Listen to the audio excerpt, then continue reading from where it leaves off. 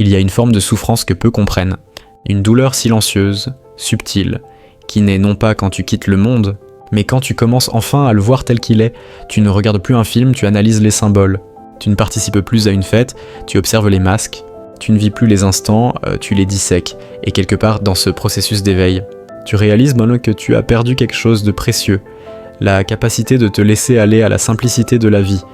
Bienvenue dans un nouveau voyage intérieur, où nous explorerons l'un des paradoxes les plus douloureux de la conscience, la perte des plaisirs simples. Il fut un temps où tout semblait plus léger. Les films te faisaient rêver, les conversations te faisaient rire, les fêtes te réchauffèrent le cœur. Mais un jour, tu t'es éveillé, et le voile est tombé.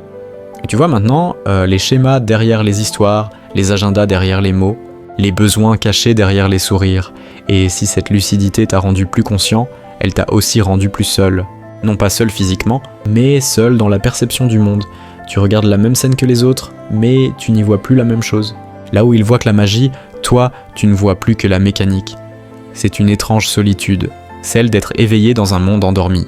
Les gens autour de toi semblent heureux, insouciants, absorbés dans leurs rêves collectifs. Et toi, tu observes, lucide, détaché, parfois amer.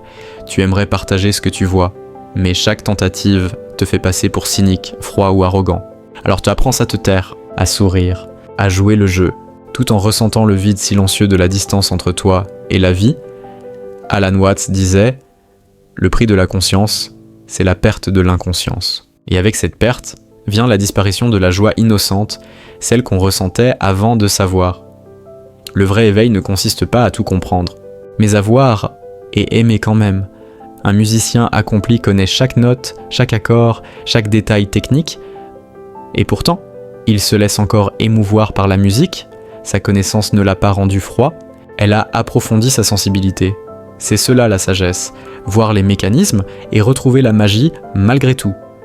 Ce n'est pas un retour à l'ignorance qu'il te faut, mais une seconde innocence. Une innocence consciente, celle de l'enfant qui croit en la magie, et de l'adulte qui sait que c'est un tour mais qui choisit malgré tout d'y croire.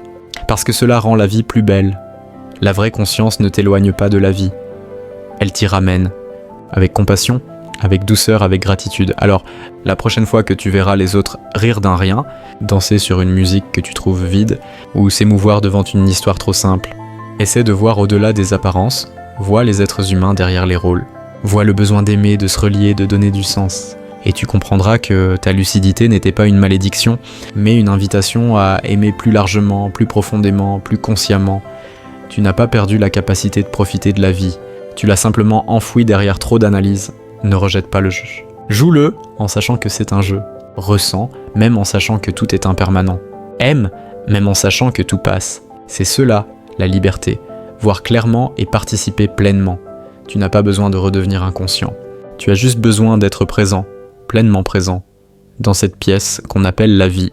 Si ce message a résonné en toi, n'oublie pas d'aimer cette vidéo, de t'abonner à Entre âme et raison, et de partager cette réflexion avec quelqu'un qui peut-être voit lui aussi le monde un peu trop clairement. Car parfois, ce dont les consciences éveillées ont le plus besoin, ce n'est pas de réponse, mais d'écho.